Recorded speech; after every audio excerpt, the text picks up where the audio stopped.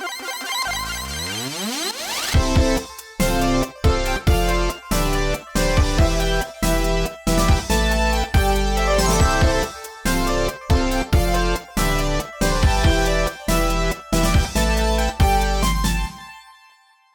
there, friends. Welcome to episode 53 of That One Gaming Podcast. My name is Colin, but I'm otherwise known as Delicious Morsels, and here with me today is Lucas, aka Carnevil9. How are you doing today, Lucas? Doing good. Excellent. And we've also got Neil here, better known as VMK89. How are you today, Neil? I'm doing very well. All right. So if you are new to this podcast, welcome aboard. You can find us on Spotify, Apple, or one of the many other podcasting platforms out there where the three of us get together every other week to talk about a variety of topics in the world of gaming. Now, last year, we introduced the Indie Sample Pack, a type of episode where the three of us pick an indie game for the group to play and we discuss our thoughts on the games based on early impressions. These are not full reviews, but rather initial thoughts based on the early hours of gameplay in each game. In these episodes, we hope to give you some fun indie recommendations because, let's be honest, everyone could stand to play some more indies. And with the summer on the horizon and game releases slowing down for a few months, what better time than now to check some out? The games in question today are the Mega Man-inspired roguelite 20XX, the amphibious rhythm game Tadpole Treble, and the classic JRPG love letter Sea of Stars. Now, before we get into those, however, we do like to talk about the games that we have been playing leading up to this episode, and it's been a while since we've recorded because our last one was done early because of holidays and whatnots. So, have either of you guys played anything but the three games we're going to talk about today recently that you'd like to talk about? Nope. No? I have. Neil has? All right, go for it. I've been playing a bit of Ratchet & Clank 2 because I purchased the Ratchet & Clank collection for my birthday. Nice. Happy birthday. Yeah. Haven't gotten too far into it, but I've already played the game before, so it's not like on my most pressing games to get through because I know what's coming out. But it is very fun to go back to that game, laugh at some of the jokes, remember how fun Ratchet & Clank gameplay is. But yeah, I also still have a copy of Tools of Destruction that Colin gave me a while ago that I need to get through at some point. The game I bought twice because I forgot I owned it. Yep.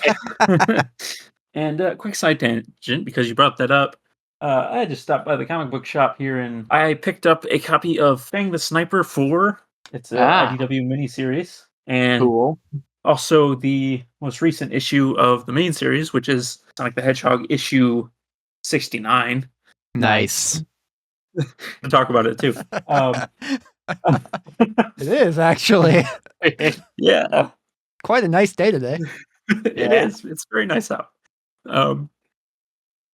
Also, I picked up a copy of sorry. Let me start that again. But in purchasing that fourth copy of that fourth issue of Fang the Sniper, I came home and realized I already had that one. I just forgot it.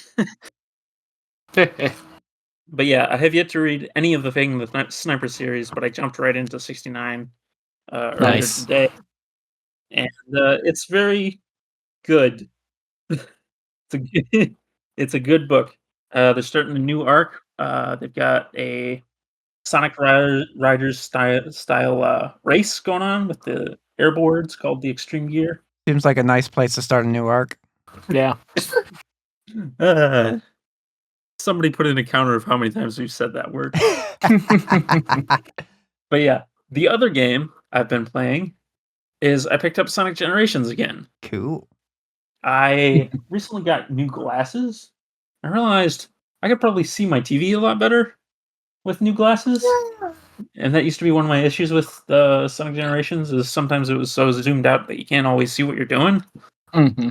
But yeah, so I picked up Sonic Generations again, and have been replaying through all the stages I've got through on my last playthrough, hopefully leading up to me getting to perfect chaos boss fight and actually beating it Chaos! this time. Not that chaos, the other god Chaos. chaos. Oh, you mean But yeah, chaos from Under Night in Birth? no, the other chaos. Chaos from Xenosaga? No, the other chaos. But yeah, Sonic Generations is a Chaos. great game. I literally played the Green Hill Zone Modern Act like 5 times in a row, having a ton of fun with that. Have you watched But also, the new trailer for the Cross Shadow Generations yet? I think I have. That's the one where he has the crazy looking wings, right? Yeah. Yeah. Yes. It looked good. It looked all right. Not enough Yeah. guns. I don't think they're necessarily going to bring back guns. They should have brought back the guns. I feel like that would get them a higher age rating. I mean, like E10 Probably. is not that high, but I mean, they could just put like the little orange cap on them to make them look like toy guns. that's not as hardcore. Yeah. It's not edgy enough for Shadow. He's going to be voiced by Keanu Reeves. Oh, I can't wait to hear Keanu Reeves say Yeah. "damn" coming out of Yeah. Shadow the Hedgehog's mouth. Anyway, that's the games I've been playing. In addition to Tadpole Treble, Sea of Stars, and 20XX. Which one Hey, we those are started good with, games. Colin? Final Fantasy 14. Oh, right. I beat Endwalker. Yep. It's over. Actually, no, I still have patches to go before Dawn Trail, but wow. Guys, I did it. I had a quest, and it was to catch up for Dawn Trail, and I mean, technically I'm still not caught up for Dawn Trail, but like I've got like a week's worth of patch content, and I'm caught up Mhm. for Dawn Trail. And I'm pretty sure I said on our last episode, which we recorded like 3 weeks ago, I think. 4 Something weeks like ago. It was a while ago. But Yeah. on our last episode, I had just wrapped up Shadowbringers, and I was anticipating by the time we were recording this episode probably being into, if not maybe like halfway through Endwalker. And I beat it last night. Yeah. And it was amazing. And the final sequence in like the final string of quests, I think probably the last like probably 8 to 10, I think somewhere in that range is where it starts. But that last stretch of quests is so cool, and what they do with like the background music in particular with that stretch of quests is really, really cool. I don't want to go into any more detail than that, but they do something really cool with the music in that segment. Mhm. And then the quest before the final quest, it broke me so bad. It crushed my soul in the best way. Like it was a happy break, but like, oh my Mhm. God, it was intense. And then shout outs to friend of the show, Max, who has been a guest on the podcast previously. We got to get him back on soon. Mhm. But he carried me through the final dungeon and the final boss fight trial. That was really fun. The final dungeon is really intense, and the first boss in that dungeon walled us for like a half hour. It was nuts. There's this one mechanic that it does that it like there's like a mechanic like right as the boss fight starts, there's like a gust of wind that blows through, and the text on the screen tells you like the wind is blowing southwest or something, like a southwest wind is blowing or something. And then there's this thing where it like drops this cloud of like acid basically, and then there's a bunch of spot AoEs that show up, and you're supposed to dodge them or you basically die. And what happens is the wind will kind of blow them across in the direction that the wind is blowing. And it took me like six wipes into this boss fight, and it finally clicked with me what these things were doing. And then it finally got a little bit better just as we went. It was so fun. Like even even with it just being like a regular dungeon, not even like a raid, it was really fun to have that just kind of gradual, like, all right, just keep going. Every single time you get a little bit closer, you get a little bit closer, and then you beat the boss, and then you move on to the next segment and stuff. It was really, really fun. The final boss fight was really intense.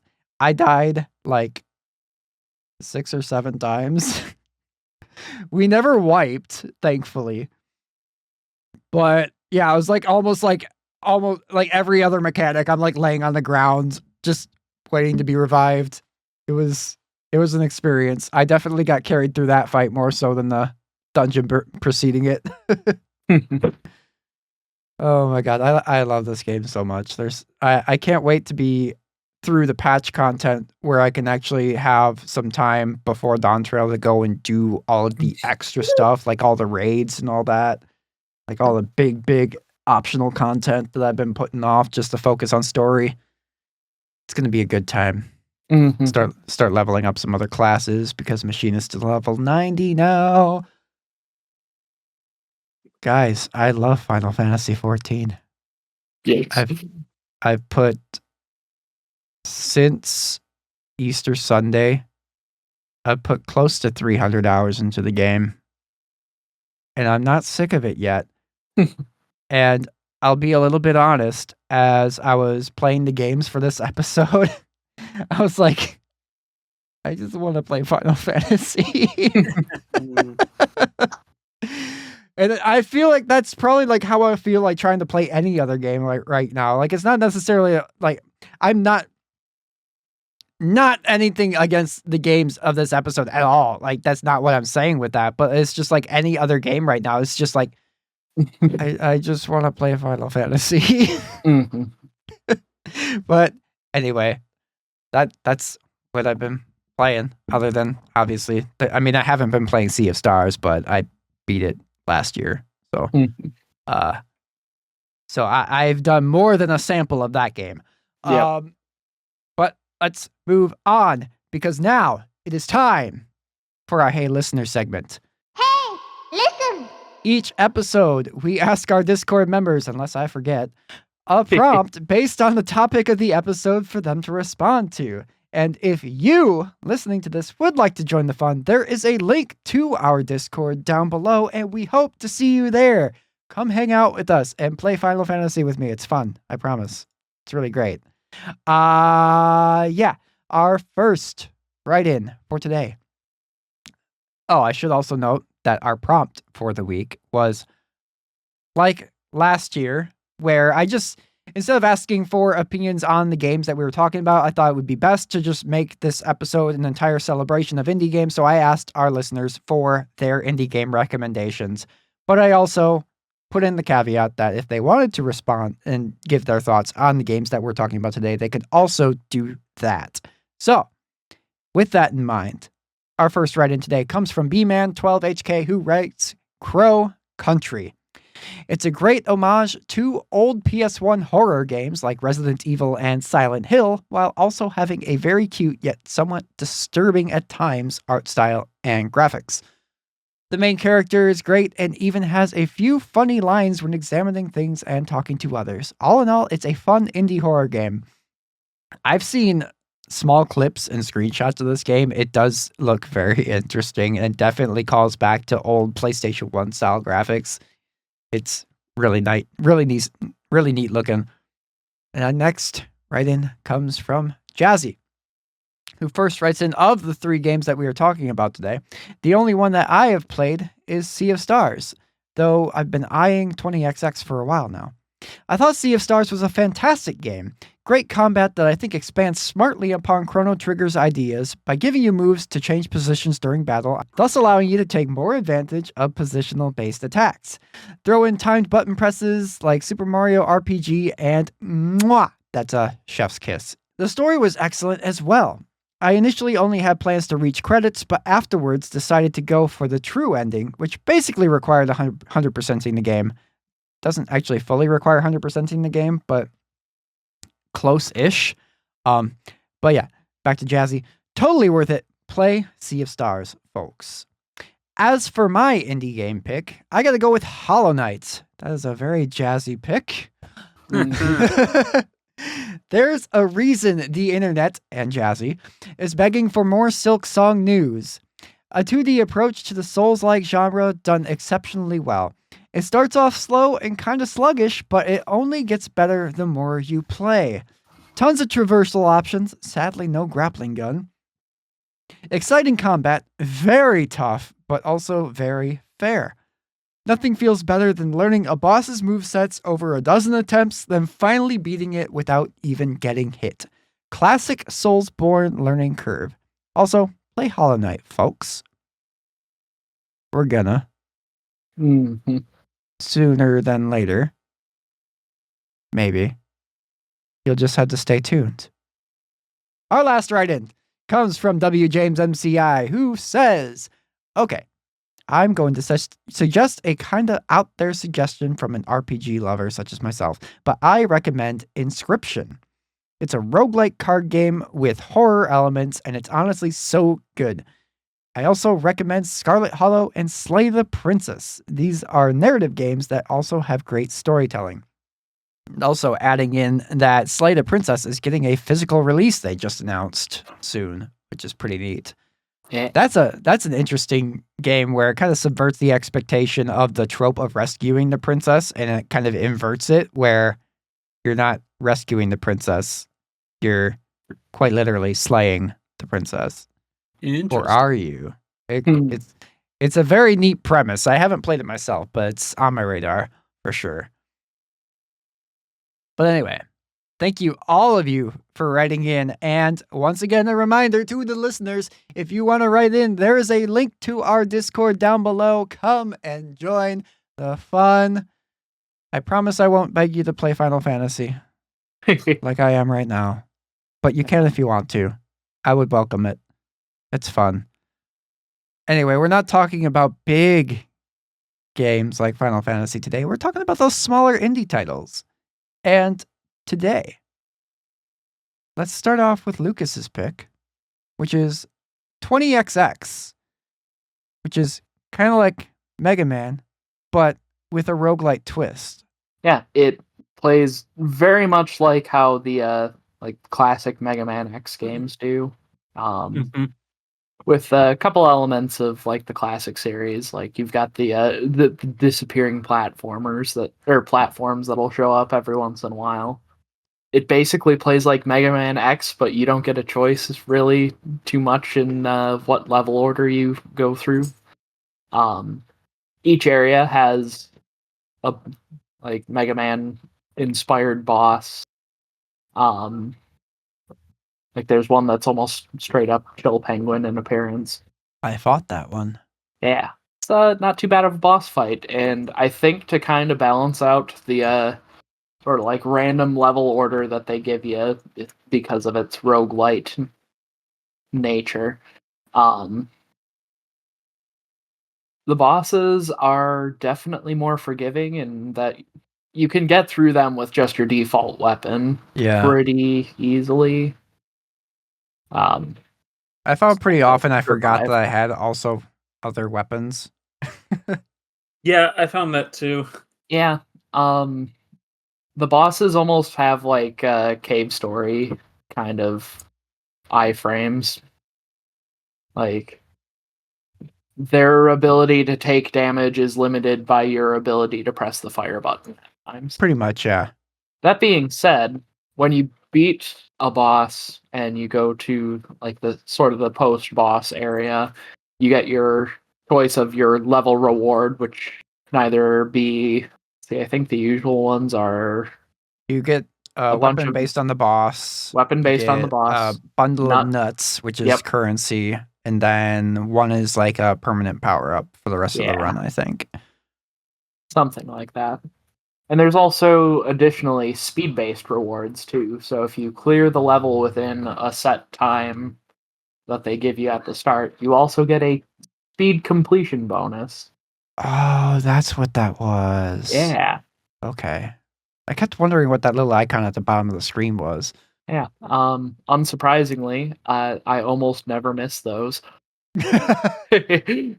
Yeah, I found it like pretty easy to get the speed bonuses myself also, because I just pretty much just ran to the end of the level. I mean, with it being roguelite level design, I mean, there's incentive to explore, but not really like so much as in like a custom tailored level. Yeah. Mhm. Like every once in a while, you'll get a level variation that has an item shop in it, or there's Mhm. like a couple of golden chests that you get that contain armor pieces for you to upgrade yourself with. Because playing more off the Mega Man X thing, there's 4 different sets of contractor armor that you can pick up, all of which do things that are almost sort of nods to like some of Mega Man X's armors. Like, off the top of my head, there's a boot upgrade that basically functions like the foot armor piece from the 4th armor from Mega Man X4, and there's one that functions similarly to the Falcon armor from Mega Man X5. One of the arm pieces lets you charge up 2 shots when you charge up a shot. Kind of similar to the stock charge from Mega Man X4. So that adds to the gameplay as well. And you actually get 2 characters to play as, which I You don't remember get watching the trailer before I bought the game. I just bought it because it was a Mega Man game, really. you get Mega Girl X and Nero. Yep. Nero being not Zero. Yep. Yeah, Nina and Ace. I say that's not their names. It's Mega Girl X and not Zero. Nero. Yeah, I spent most of my time I playing really it. liked Ace's play style. I Like think he's I got only played them once, really. yeah, I only played him for one run, but he's got just a basic 3-hit combo. Yep. And then you can charge up for a stronger swing. But I kind of like that melee attack a little bit more than the ranged. You should try Even the though Mega Man Zero games. Hey, wouldn't you know it? I've played one of them. And yeah, Yeah. I actually do really like Mega Man Zero. So Yeah. what a coincidence. Yeah. Nina plays very much like X. Yes. It's sort of like the standard charge shot type weapon.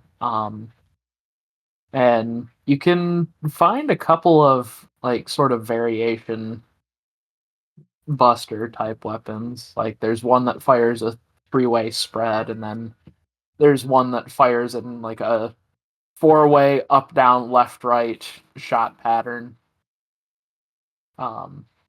Which kind of fun reading the game's lore book on that one. It's like we're still not sure how they fire in 4 directions with this.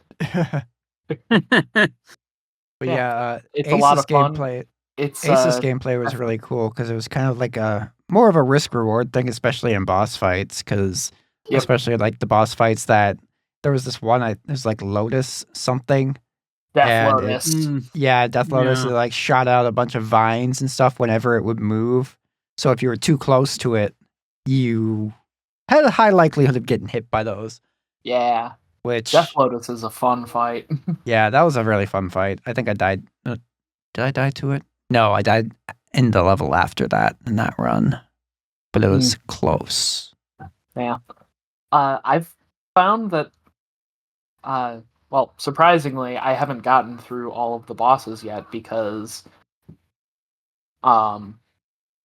each of the boss's weapons, in traditional Mega Man fashion, is the weakness to another boss later on. So I actually found a couple of them in the weakness chain, so whenever I am presented with one of those bosses in, like, you get your pick of 3 bosses once you've completed a level. So I've been just kind of going straight to the boss that I know I have a weakness for when they pop up. So I think I've seen all of them, but 2? But yeah, the ones that I fought are all very well designed bosses and are like each have very unique patterns to them. Yeah, there's a lot of variety to the boss design in this. Yeah. Mm-hmm. Like they take full advantage of the space in each boss room. Yep. Yeah. Like it's not always just like a square room with a singular floor Yeah. like most Mega Man bosses. Yeah. They And, they have platforms, they have bosses that utilize them. Yep. Yeah, I think it actually is Death Lotus, but it has like disappearing platforms right in the boss room. I don't know if it's some or all of the boss rooms also have like the magnet floor on the ceiling of them. So you can go stand up on the ceiling. I noticed that during the Lotus fight. I didn't notice that in any of the other ones, but I didn't notice it until like right before the Lotus fight. So Yeah. I didn't even know it was a Yeah, I mechanic. think that's Stage's mechanic. Yeah. Yeah, it could just be Death Lotus. I feel like I remember seeing that in was it the twins? I forget their names. Yeah, it's a twin boss fight, where like one of them is the sun, the other is the moon, and then the Right. one you yeah. don't beat powers up. Yeah, that one has a gravity ceiling too. Yeah. As well. Yeah. Forgot about that. Oh, and like when you like beat a boss and you get to the pick your next stage from the bunch, it shows in parentheses underneath it which stage it is, and it actually, if I remember correctly, like I think it's like one stage area shares 2 bosses. So you like go to a different part of the same sort of environment too. I never realized that. I don't know if it's for all of them or just a couple of them, but like I think Discount Chill Penguin and then the Big Face are in like the same sort of Arctic base. And the Perforator and the hamster that runs around in the buzzsaw looking car are in the same base. Yeah, it's a very fun game. It's unsurprisingly the game that I spent the most time in of the 3 games, because I just like another Mega Man game, guys. Yep. Surprise! Surprise! I'm really looking forward to trying out the sequel game 30XX when I finally get around to purchasing Yeah, that it. looks good too. Yeah. What was your how many longest games- run? I think I made it through. Like time wise, I mean. I don't know time wise off the top of my head, but the most stages I've cleared is 6, and I think I died in Nice. the boss for 7 once. Yeah, I didn't get that far. My longest run was like 15 minutes and 3 bosses killed and died on the level after. Done that twice. Were you guys playing on I normal think difficulty the whole time, or? Yeah, I was. Yeah. Okay, I tried easy, and I kind of like that better. Just giving. It's nice they give you that lives. option because Mega Yeah. Man games traditionally have that difficulty to them. Yeah. I need to try out the hard mode. Yes. Good luck. I did not dare touch that. Yeah. Me either. But yeah, this game also has multiplayer, which I'd definitely be curious to try out sometime. Yeah. Ooh. I think it's just 2-player multiplayer. Like one person is Nina, one person is Ace. Maybe not. I don't know. We haven't played it, so. Yeah, that'd be fun to try out as well. Also, an interesting perspective that I can add to all of this is Steam Deck compatibility, because I played all of these games on Steam Deck. 20XX, aside from some small text, absolutely flawless on the Steam Nice. Deck. The game has the correct resolution. There's no bars at the top because of the weird 1280 by 800 screen. Mhm. And it just runs buttery smooth on Steam Deck. It's super fun. Yeah. Yeah, runs well on my laptop, which is similarly spec'd and also runs Linux. I played all these games on the Switch, and they're all fantastic on the Switch. Cool. Tadpole Treble, when we get to it, that was especially better than playing on PC. Yeah. I actually got Dude. super into 20XX like several months ago. Mhm. I bought this one early, and I was like, yeah, I'll try it. And I played a few hours at least total. By the time I was done, this game had me hooked for quite a while. Yeah. It's a lot of fun to play in like short bursts. Mhm. Yes. Yeah, that's one thing I kind of liked with it is like, because on the Steam Deck, I could bring it to work with me and then just get a run in on my lunch break or Yeah. two, depending on how I'm feeling and stuff. But so that's Mhm. it's really fun. Just to it's a really easy game to just pick up and play like that, and there's not really a lot of commitment to it because of the roguelite design. Yeah. Mm-hmm. Yeah. One it's not thing I like- would have liked to see from it was would have been like a little. I mean, Hades kind of set the bar for roguelites back with just like the progression between runs, the story progression between runs and stuff. I would like to see a little bit more story from it, but I know that's never been a focus of Mega Man as well. Yeah. So Mm-hmm. I got one weird cutscene where they locked my robot character in a room and blew them up at the end. Yeah. That was weird. Yep. Yeah. You have a like dollar store brand, Dr. Wily and Dr. Light working together. It seems they have accidentally unleashed a bunch of robots on the city and are now reaching out to the contractors to help clean up the mess. Yeah. Wish.com, Dr. Wily, and Dr. Bud Light. Yeah. Yep. Another thing I personally didn't like was the graphics seemed kind of lackluster. Yeah. Looking Yeah, at gra- 30x, They are, I would say, almost borderline flash gamey. Yeah, yep, it that's the wasn't same feel pixel I art. got. It was It not was pixel art. yeah, it wasn't pixel art, and I will say also because of that, it kind of clashed with the music. Kind of clashed with that for me.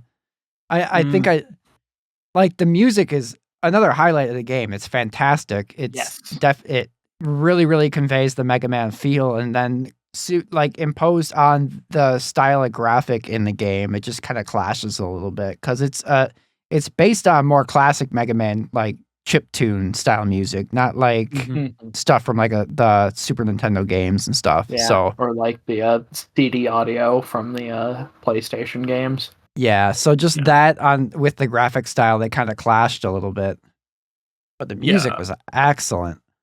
Yeah. Yeah. I'm excited to eventually get 30XX just because they did go for pixel art in that game. So Mm, Yep. Yeah. yes. Also, gotta love Dally. Dally's great. oh yeah, You get to pet the cat. Pet the cat. Yeah. Dally is their pet cat or robot cat that you can purchase permanent upgrades where Dally will appear every Hmm. even numbered level with a item Oh, crate for you. yeah. And once you get the first Dally upgrade, then Dally appears in random places around the contractor base, and you can go pet the cat. I hope in later expansions and later games they add Dilly and Shilly and Shally. Yeah. Yeah. Dilly Dally Shilly Shally. Yeah. I will say to kind of build off the works well on Steam Deck comments, it also just kind of works well with any controller you throw at it, really. The pop-up screen at the beginning says plays best with an Xbox 360 controller, so like it's a bit of an older title, but I had no issues with using my PlayStation DualShock 1 to play it. Nice. And honestly, I kind of prefer that style of controller for a Mega Man game anyways, Mhm. because D-pad is in the right place. yeah, Yeah. Analog sticks and 2D platformers don't mix, in my opinion. Mm-hmm. Agreed. Yeah, that's one thing that's kind of nice about the Steam Deck's controller layout as well, because the D-pad is off to the side. Where Yeah, that was side of the Switch is that the stick was on top, but Yeah. I would say that the buttons of the Joy-Con didn't actually affect it. Like that affected me with Celeste.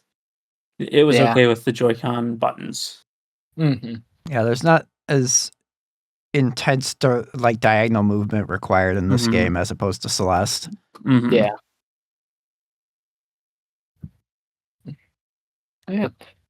And then one very subtle change to like your sort of traditional Mega Man X style controls that they did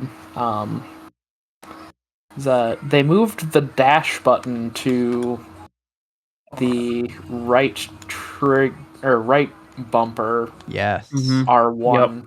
Yep. This And fit very well. yeah. I think that's, if I recall correctly, that's how Maverick Hunter X plays.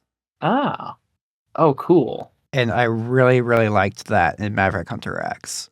Yeah, and I really liked it for 20XX as well. And Yeah. it actually made me realize, like, hey, wait a second. This would be great for a Super Metroid control layout. Like, Yeah. having been using sort of a Mega Man X style control setup for Super Metroid. It's like being able to hold down the R button the entire time, leaving my Mhm. thumb free to like stay on the shoot and jump buttons. It would be great. Yeah. um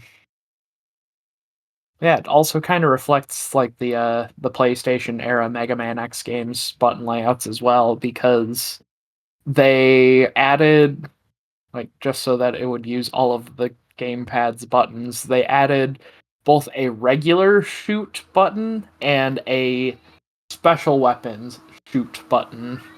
Mhm. Shoot and big shoot. Yeah. So like if you don't have a boss weapon equipped, then it just like shoots the X Buster like normal. But if you had a boss weapon equipped, then that becomes your boss weapon button. But then you still have the regular shoot button, so you can still fire regular X Buster shots. And I believe that was usually mapped to triangle by default. So perfect.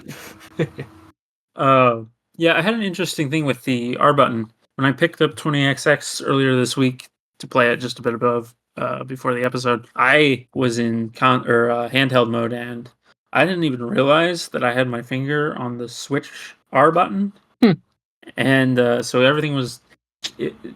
Nina was auto running and jumping faster, and I was like, "Hey, this feels better than it used to." And then eventually it came around to, "Oh, my finger is on the Switch bumper," and it just feels really good. Mm-hmm. Yeah, it nailed the feel perfectly. Yep, agreed. Yeah, like I mean, I've played through what 35 Mega Man games at the end of last year, so I'm really familiar with Mega Man to be able to say this, but like this almost plays as well, if better, than some of the best playing Mega Man games. Dang.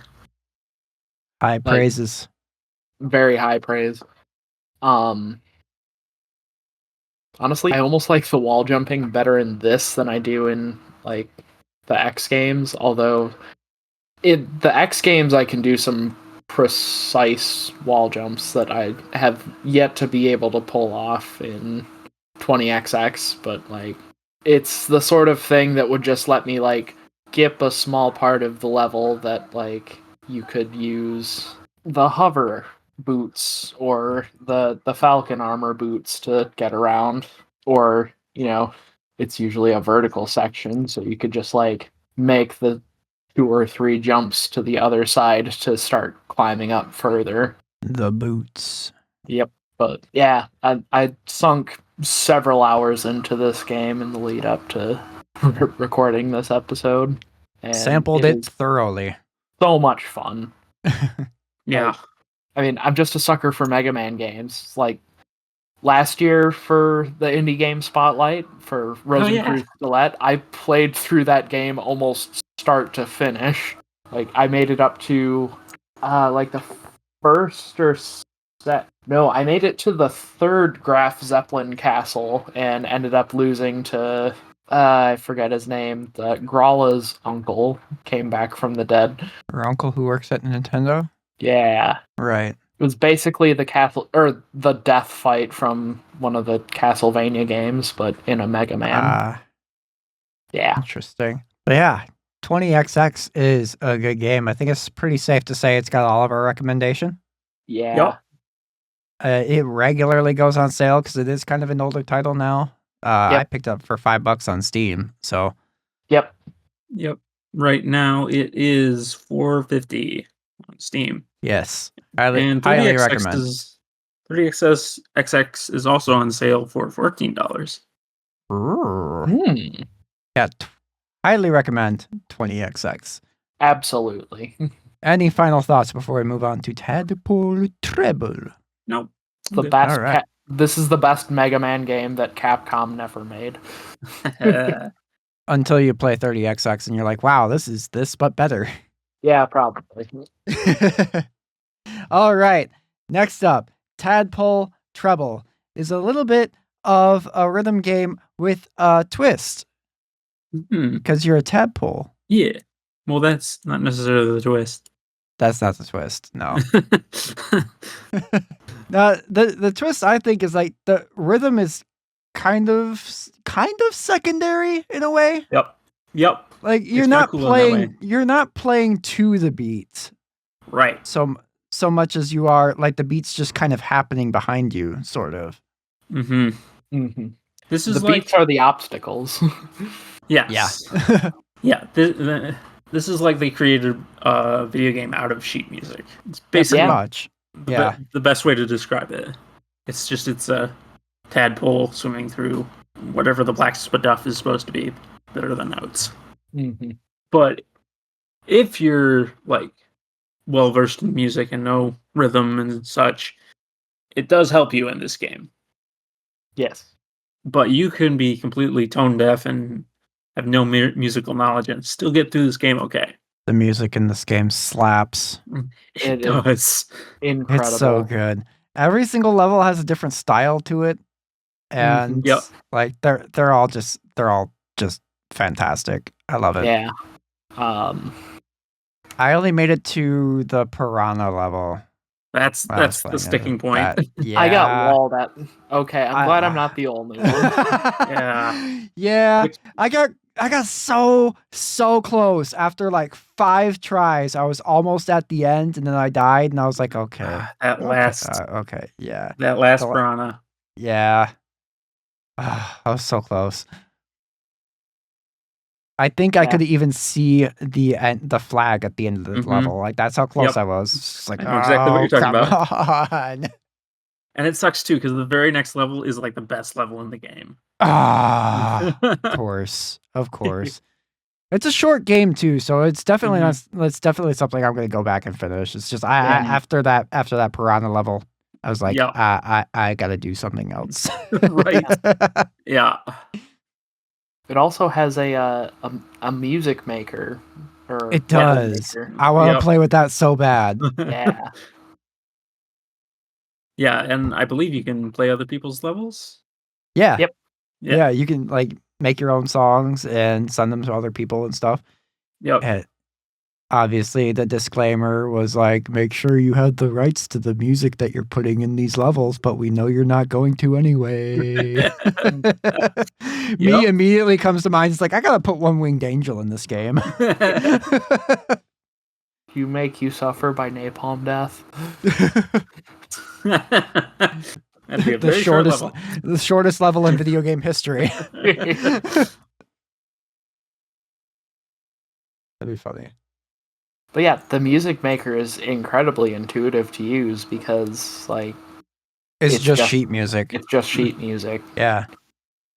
You place your notes at the time intervals that you want them at. set your tempo, set your time signature between 3/4 and 4/4, and just start writing music. It's really cool. Yeah, it's kind of like, what if like a Guitar Hero had a built-in music creator? I mean, I know there's stuff like Clone Hero and stuff out there that does that, but to actually have that feature in the game is so cool and fun, and I can't wait to actually dip into it and play with it some more. Yeah. There's a lot of instrument selection as well. I saw probably like 12 to 16 instruments, I think I saw at the top of the screen. Quite a few, yeah. It's quite a few. I know for sure at least guitar, drums, piano, some electronic stuff too, especially considering Chiptune Lagoon exists and is... That level was great. Probably my favorite level that I've played so far. God, that music was so fun. Yeah. Initially, I really liked Thunder Creek, which is what comes after Piranha Jungle, and also Lagoon. But after a while, I came around on, what is it called? Barracuda Caverns? Oh, that one was kind of hard too. It was hard. Cool music, though. Yeah, the music was good. The music is really good. At the end, once you're almost out of there, it starts becoming more upbeat. I just love that level. Yeah. Honestly, the levels where something is chasing you seem to be the more difficult ones. Yeah. Which, I mean, it's an additional obstacle that you have to worry about, so... Yeah. Like, you're not just trying to follow the music along and collect the bubbles and avoid running into the notes. You're also trying to sidestep wildlife that's attacking you. Yeah. Part of which makes the piranha level as difficult as it is because that level has some notes in it. But also it has a section where just one at a time, the school of piranhas that are chasing you will fire themselves off, complete with gun loading and firing sound effects, which is absolutely perfect touch. Yeah, it's so good. Yeah, but basically, I guess we should kind of run down how the gameplay itself works. Just to say, basically, each level, you're just going from left to right automatically. You don't have to control your movement at all. That's just going with the music. And there's a bunch of lines in the screen, like a piece of sheet music. And on the screen also are a bunch of little black spike balls, I guess, basically. And those are all fuzzies from Super Mario World, or the gunk from Celeste. I think it is supposed to be oil. You'll find out later in the game why it's there. Yeah. But yeah, protect all the of those. But those are all arranged on those lines like notes on a piece of sheet music. And as the level scrolls, those things light up in green as they are played and their note plays and stuff. And your goal is to not bump into those. And sometimes there's a lot of notes being played at once and stuff. So you've got a lot of obstacles to dodge. And in the meantime, you're also trying to pick up these little pink bubbles that are apparently cherry flavor. Yep. And that's how you get points toward the high score at the end of the level and stuff. And it's all score based. You get a grade at the end of the level and stuff. And basically just the goal is to swim from one side to the other. There's some things that you can interact with, like bamboo something that you can slap with your tail. And there's little cymbal crash things that'll launch you up or push you down depending on the context of that particular level. And and also it has this mechanic where if you dodge 30 notes, every note after that will start charging up. I think it's called your treble charge or something to that effect. Yeah. And if that fills up all the way, you can hold down spacebar and you'll be invincible for a little bit, and you can get points by hitting the notes that you were previously dodging. Interesting. Cool. Yeah. Oh, okay. So that's what the streak counter kind of lends itself to, in addition to just being a streak counter for your score. Okay. Yep. That's cool. Yeah. Yeah, it's a fun little game, and it's really inexpensive. It's Mhm. $5 on Steam, but think- that version is out of date. Also, they re-released it at some point later as Tadpole Treble Encore, and that's available on Nintendo Switch that I know of for $10, and there's a physical edition that's out now for $35. I think it's coming still. I think you can Coming still? pre-order. Okay. Yeah. There's There- okay. If you're an Defi- insane person who has a Wii U and not a Switch, there is a Wii U version as well. Awesome. Yeah. I also have a Wii U, but you can't buy it on the Wii U anymore. Yeah, because it's on the eShop. eShop. Ooh, Yeah. oof. Well, There's other methods. Just hack your Yes. Wii U. It's easy.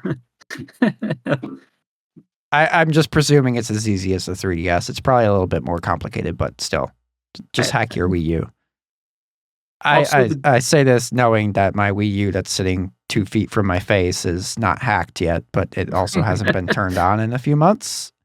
uh-huh. By a few months, I mean probably edging close to a year now.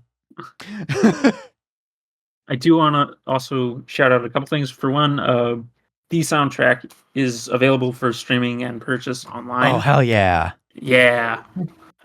It doesn't have the extra level they added at the end of Encore, but Does it have the pause menu? Does it have the pause menu music? It does. The pause menu. Oh my God, Pause menu yes! theme.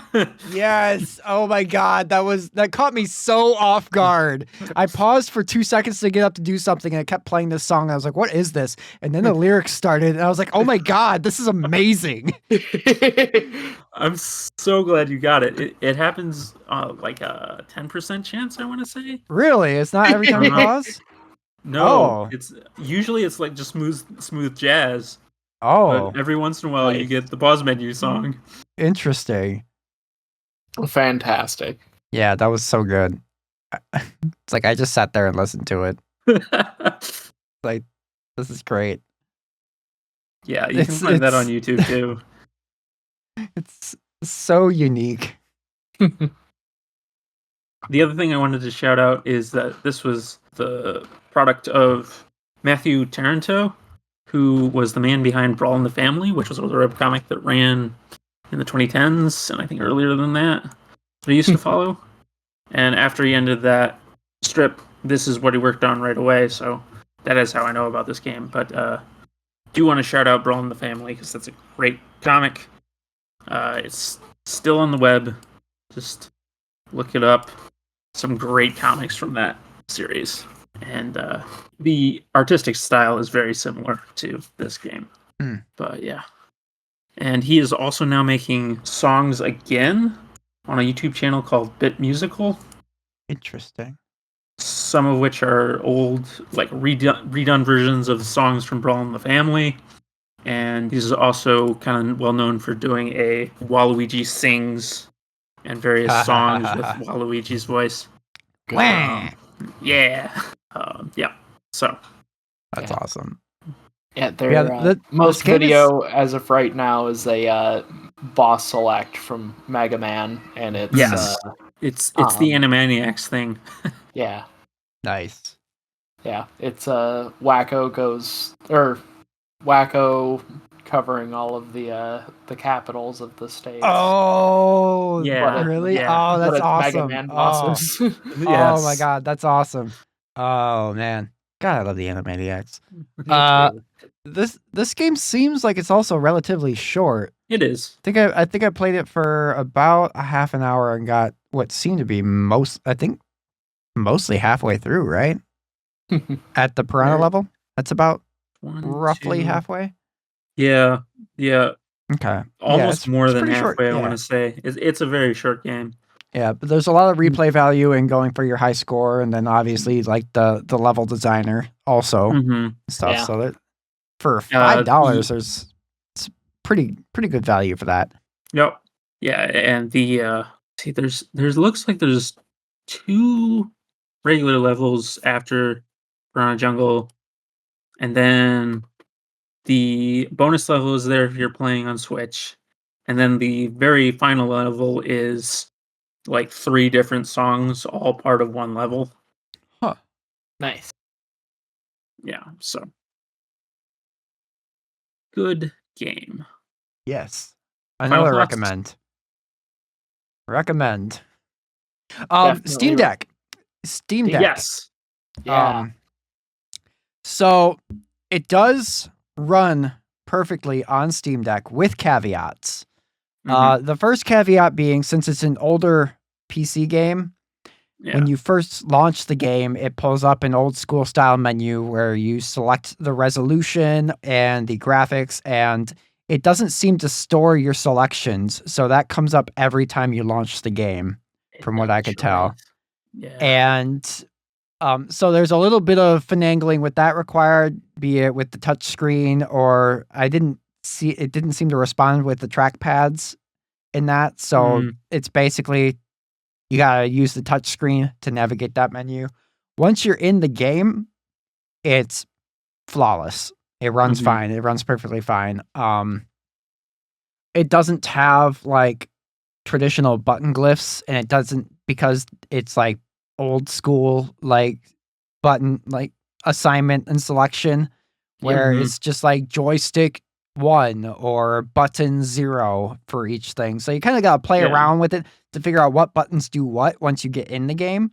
But aside from that, it's like perfectly running game on Steam Deck, just with caveats and stuff. So because like it was designed for keyboard, but like it has so few buttons that it doesn't really have much issues.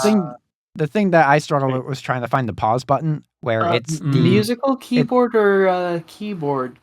Ha ha ha. Yes.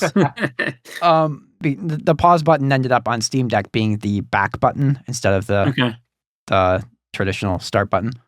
So the left side where the back button. Aside from that, it worked great. Yeah, and like good compatibility with the Steam Deck also generally means good compatibility with your everyday ordinary desktop Linux as well. And like the issues on Steam Deck are solved simply by just having a regular desktop experience. Yep. And it plays on Mac. Yeah. Which is not Linux, but it's a Unix-like. Yeah. All right. Tadpole Treble gets another recommend. Definitely check it out if you like silly little rhythm games with fantastic music. Just check it out for the music, and it's worth it for that. Yeah. Oh my god, the music's so good. Yeah. But go download the soundtrack. It's fantastic. Yes, but also download the game and play it so that way you can play the soundtrack. Yeah. And create your own soundtrack too. Yeah. And moving on now to our third game in our indie sample pack for today, which is Sea of Stars. Sea of Stars is developed by Sabotage Studio, who is the same studio that made the retro platforming action game called The Messenger. This game actually takes place in the same universe as The Messenger, but instead of being a platforming action game, it is a classic turn-based RPG based on stuff like Chrono Trigger and Super Mario RPG and just like all of the golden era Super Nintendo RPGs that you know and love have this game is a love letter to them. I've talked about it on the podcast before as I was playing through it last year. As I mentioned earlier, I mean, I have played through and beaten this game on Steam Deck entirely. I mean, it runs great. We'll just get that out of the way. Perfect Steam Deck game. But I want to know your guys' thoughts, because I have previously on previous episodes, like I said, as I was playing it, I've spoiled about this game in length. I want to know what you guys thought about it. Seems pretty neat so far. Not having the budget to buy the whole game, I ended up just grabbing the demo on the Steam or the Nintendo eShop because it's not available on Steam anymore. But same here. Yeah, it's pretty cool so far. It is a very generous demo. It gives you, I think, up to like the first major boss fight, and all of your progress carries into the full game as well. So it's pretty cool.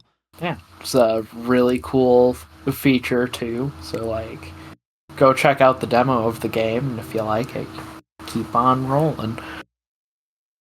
Which means that I can go back and find out what's behind those guards that say this isn't in the demo yet. Yes. This game is gorgeous, by the way. Yes, this is absolutely some of the best sprite work that I have seen in a like 2D style RPG in a good long time. Yeah, the way that they use light and dark, like there's a real-time lighting system in the game as well, which for a pixel art game like that is pretty unique. And the way that they use it as well is really, really cool because there's an emphasis on the sun and the moon controlled by both your characters that are solstice warriors, and they control the powers of the sun and the moon. Yep. It's a cool game. Arm wrestling the pirates was hilarious. Yes. Oh my gosh. They are recurring characters throughout the entire game as well. So okay, good. Yeah, they play a pretty good role, and I love them.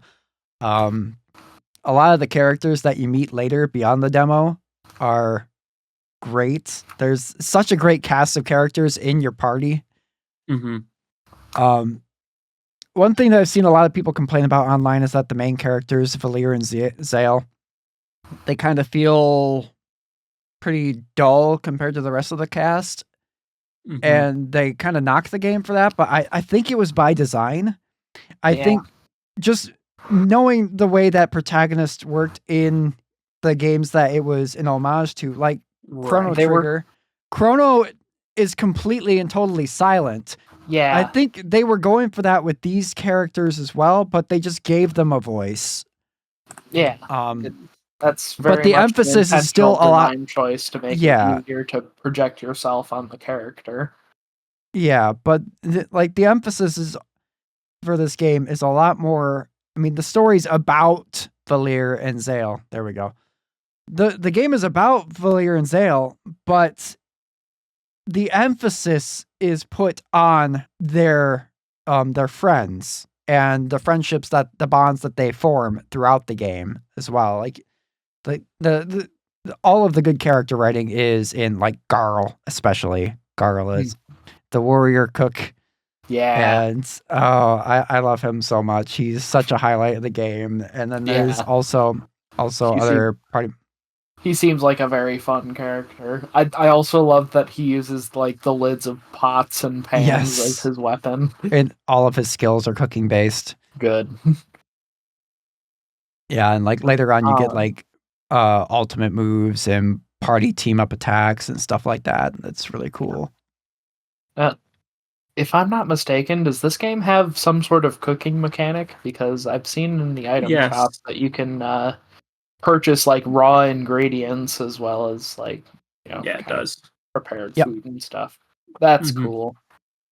Yeah, whenever you go to camp, you get to cook food, and that's like some of the best looking, most delicious looking pixel art food. That feels like it's got to be a nod to like the Tales of games. It could be. It's been a while since I played Tales of Fantasia, but in Tales of Symphonia, like you could cook food post battle to get a recovery bonus of like either HP or MP. Yeah, one thing that's really neat about this game is the way the leveling system works. I think the leveling system is based on Mario RPG, where all of the characters, when they level up, they basically gain a static stat increase. And then you also get to pick, I think, 1 or 2 additional stats based on like whatever comes up at that level. So it could be like you can get an extra boost to your strength, an extra boost to your magic, to your HP, and so on and so forth. And those change each level, the pool of those that you get to select. But every time you level up, you get to actually control from those stats that pop up, like which one gets an additional point. So if you want a certain character, like when I was playing, I made Valir more of the physical attacker. So I focused a lot more on her strength, whereas Zale, I was focusing a lot more on his magic because his sun skills were so powerful. Yeah. So that's really cool. It gives you a lot more customization in a leveling system that is mostly static, which is really nice. But yeah, I absolutely loved this game last year. It took me about 25-ish hours plus a few more hours post game to get the true ending. It's not yeah, it's very reasonable length RPG. It doesn't overstay its welcome. The pace is just, it keeps moving. It's never sitting around at all. It's just a constant forward motion. And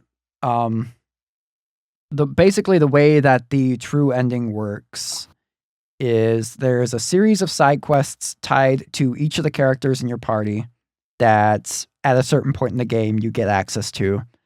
And basically you complete all of those, and then after you beat the air quotes final boss, you then have a post credits where you resume control. And then there's a scene that plays. It tells you this, you can do this stuff to do this thing.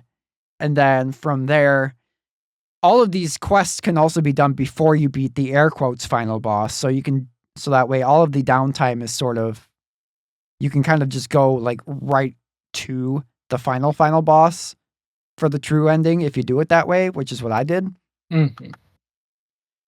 So basically you just do, I think it's like 6 side quests, and then there's a collectible. I don't know if you guys saw the conch shells yet in the demo, but there's like these rainbow conches, and there's like I think there's like 60 of them in the game scattered all throughout the world. And there's tools that you unlock later that kind of help you pinpoint them and the ones that you missed and stuff. But basically you complete the 6 character-driven side quests. I think it's 6. It's been a while. You collect all the rainbow conches, and then there's maybe like 1 or 2 other random things. But they're super easy to do. It doesn't ask a lot of you to unlock the final true ending, but the true ending is so worth it.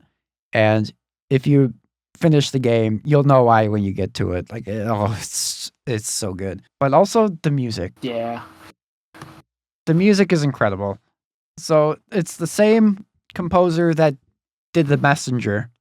He goes by Rainbow Dragon Eyes. I think his name is like Eric D. Wilson. His name. Interestingly enough, he is the drummer for the bands Necrogoblicon and Wizard Throne. All right. Yeah. But also they recruited Yasunori Mitsuda, who composed Chrono Trigger soundtrack, to do 12 tracks for Sea of Stars. That's cool. So, to like really lean into the feel and the inspiration. It's the soundtrack of this game is so incredible. And it's all on Spotify and stuff too as well. So they're releasing it on vinyl as well through IM8bit. And I really want it. It comes on 2 discs, and 1 disc is orange, 1 disc is blue, representing Zale and Valir's Solstice magics. Super cool.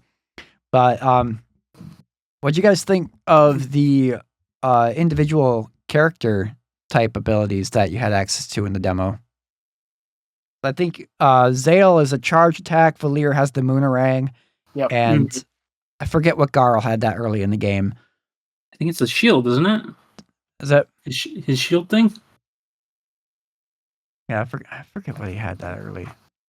But Moonerang was my favorite.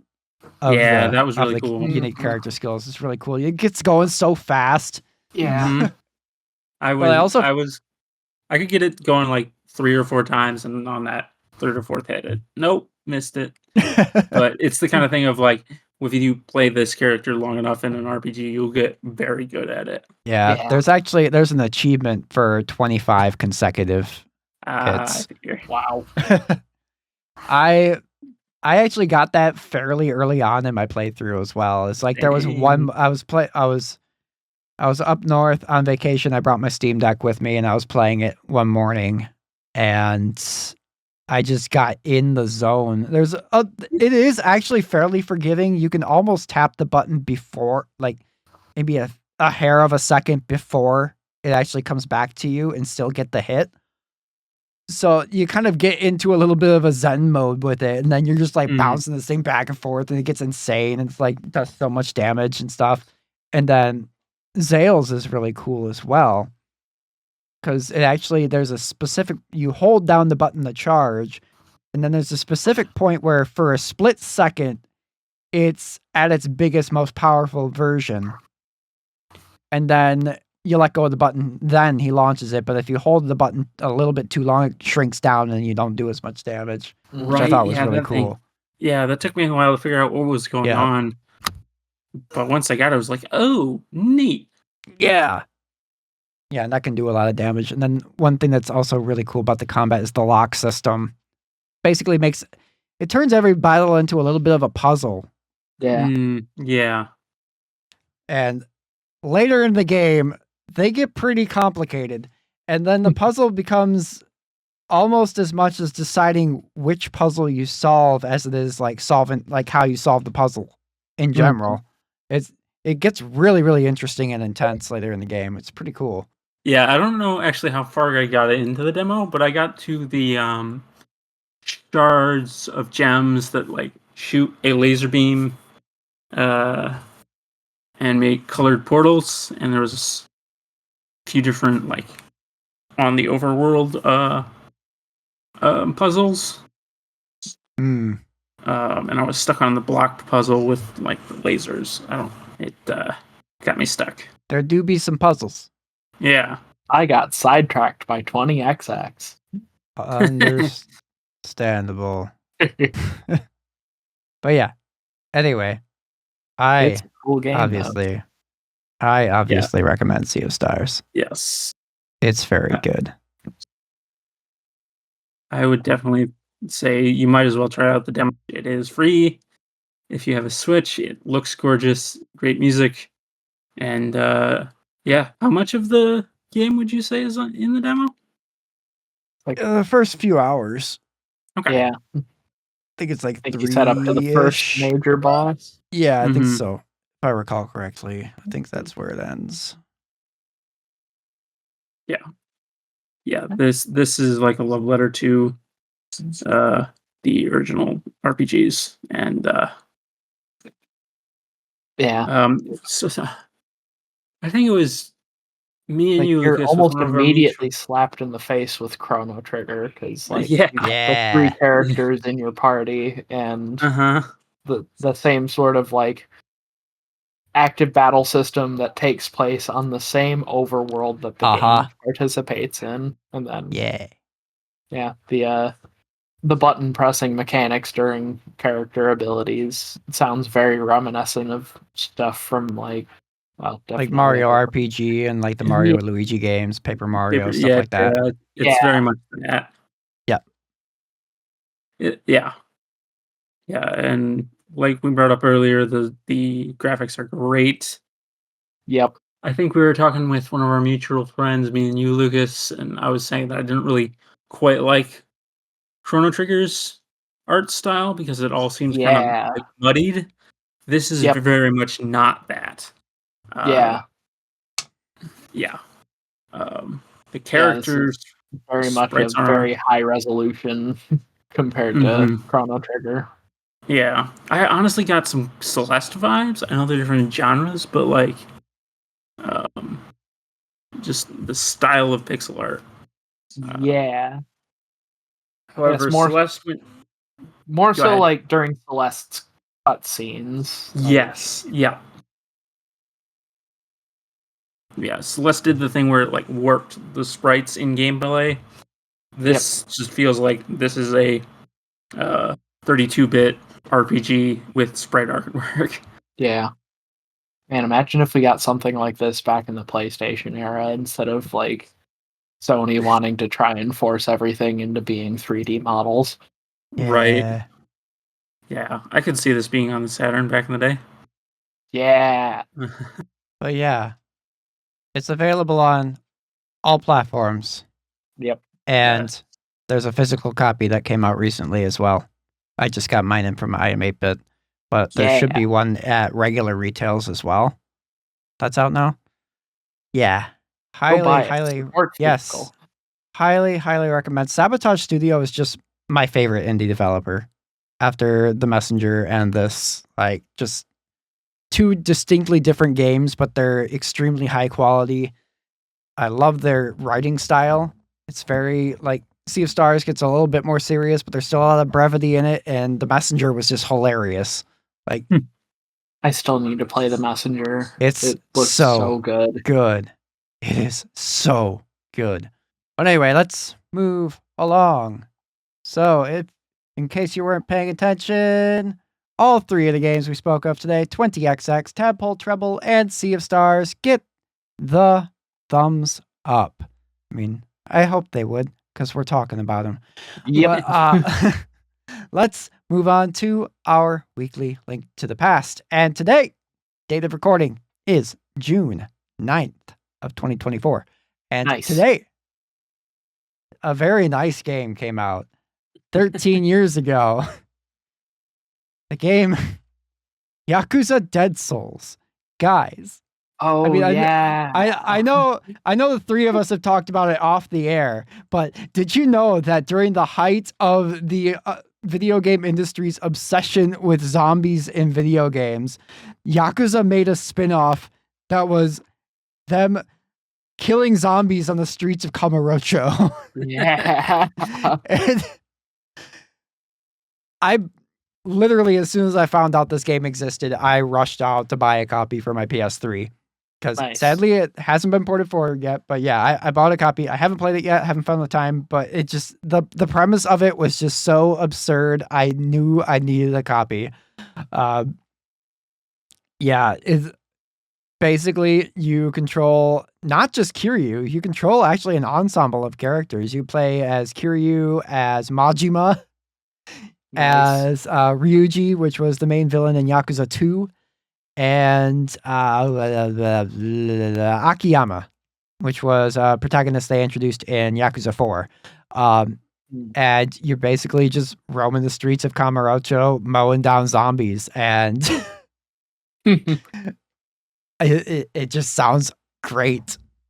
And it's 13 years old now. It sounds hilarious in concept. I mean, reviews were pretty average, lukewarm, lots of 6s and 7s, but like, this looks like one of the best 7 out of 10 games you'll ever play, honestly. Considering like the era it released in. Yeah. Like, what's not to love about it? It's a non-canon story, so they could get as wacky with it as they wanted. And they sure did. They definitely leaned into a bunch of stuff with it. Yep. Yeah. Unfortunately, it's kind of expensive for a PS3 game. I think I paid $70 for my copy. But I got it was a pretty pristine copy as well. Okay. Thankfully. But yeah. It'd be kind of great if they would just re-release it. Yeah. Dude, like they did with the Yakuza Remastered Collection, just where they didn't really like remake the game per se, is just kind of bring it up to a higher resolution of modern consoles and clean it up a little bit. Mm-hmm. But yeah, happy birthday, Yakuza Dead Souls. Yeah. And that, as they say, is that the end of episode 53. Lucas, where can I find you outside the podcast? I have a link tree. It's linktr.ee/Karn_evil_999. You find my Twitter there, or at the same handle if you want to see me retweet all of Colin's stuff. I do be tweeting. Yeah. Links to my YouTube channel where I upload long plays of all of the games we feature in our recurring That One Game series. You know, actually seen a pretty good uptick in viewership with the Sonic Advance games, so like Nice. that's cool. Yeah, you had a comment. 2 of them. Ooh. Yeah. And 2 more subscribers too, so that's even cooler. Nice. Yeah. I don't know if the golf cap came through. You can also add me on Steam. who knows, maybe play some 20XX with me on multiplayer, because that's a thing. I'm Yeah, we sure need I'll to be do playing that. plenty more of that in the future, because I love that game. Um, and then, of course, links to join us here on the Discord and links to listen to the past episodes of the podcast, because if you're new, you should definitely look into catching up. And that's at linktr.ee/karn_evil_999. All right. And where can they find you outside the podcast, Neil? You can find everything that I do in my Linktree, linktr.ee/VMK9. I have links to my weekly Minecraft Monday stream that goes live on Twitch TV/VMK every Monday between 6:30 or 7, as well as a bunch of That One Gaming podcasts, or gaming podcast links, and some older stuff like my Twitter and my YouTube channel that I don't usually interact with too much, but you might as well follow me there in case I do say something. And yeah, that about covers it. Well, I will say, I hope to get the ball rolling with Colin's music channel, get a bunch of Ball rolling. getting a bunch of videos that I've had kind of piled up out as soon as I get one last one done. Get balling. It shouldn't take too long, and then there'll be like, I don't know, 10 videos I want to say right in a row. We'll see. Nice. Haven't figured out how I'm going to space it out, but once I get that ball rolling, it'll be going for a little while. So check Colin's music channel out and whatever else he's going to say right now. Right now. So, Yeah. I'm on Twitter at Delicious Morsel and YouTube at youtube.com/Delicious Morsels. And the music channel Neil mentioned is youtube.com/at Delicious Morsels Music. I also have music on the streaming platforms known as Apple Music and Spotify and whatever other platforms stream music. I think Amazon does stuff and other things. But I have released a new song this week. yeah. A song that I have wanted to do for a very, very long time. I recorded it about a month ago now, and I've just been sitting on it for whatever reasons. Finally decided, it's like, all right, let's put this out now. So I did. It came out this last Thursday. It is a cover of the song Otherworld from that amazing opening cinematic in Final Fantasy X. As soon as I heard that song, the first time I ever played that game, I was like instantly drawn to it. Love that song so much. And to finally actually sit down and do my own version of it was super fun. I love the way it turned out, and I've gotten some pretty good feedback on it already. So go give that a listen and like and follow, do all that stuff on my Apple Music and Spotify and stuff. There's links to those down below. Go check them out. Stream Otherworld. It's really cool. Great song. Love it. But yeah, aside from that, as always, if you liked what you heard here today, please be sure to hit the subscribe button where that's an option. Leave us a review on Apple Podcasts because I hear they like that stuff. Hit the like button if that's a thing, and feel free to share this episode with a friend. We are going to be back in a couple weeks with another episode, but until then, have a wonderful rest of your day, and remember, Play for the cows. Stay for the Bears. and play more indies.